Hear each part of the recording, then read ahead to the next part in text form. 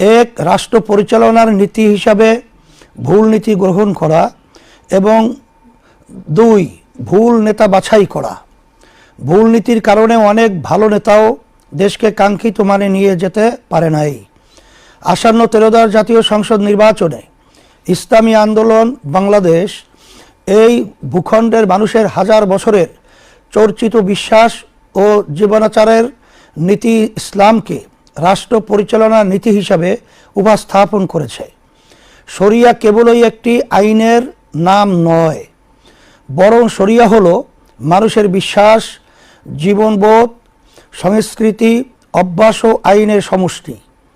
আমরা এই অঞ্চলের অধিকাংশ মানুষ বিশ্বাস হিসাবে, জীবনবোধ হিসাবে এবং সংস্কৃতিতে, অভ্যাসে ইসলামকে ধারণ করি।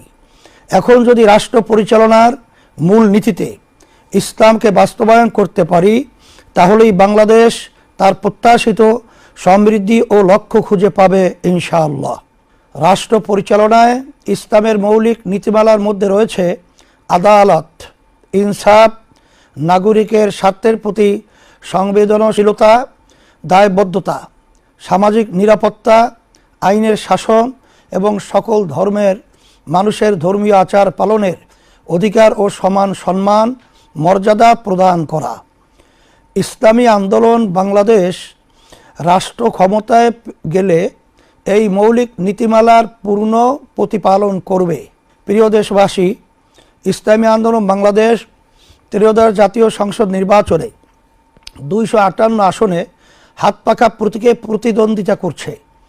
আপনারা জানেন, প্রচলিত আইন ও বন্দোবস্তের মোকাবেলায় ইসলামী আন্দোলন বাংলাদেশ এদেশের হাজার মানুষের বোধবিশ্বাসের আলোকে ইসলামের নীতিতে দেশ পরিচালনার লক্ষ্য নিয়ে নির্বাচনী প্রচারণা চালিয়ে যাচ্ছে। আপনাদের থেকে যে স্বতঃস্ফূর্ত সাড়া আমরা পাচ্ছি তা আমাদেরকে আপ্লুত করছে।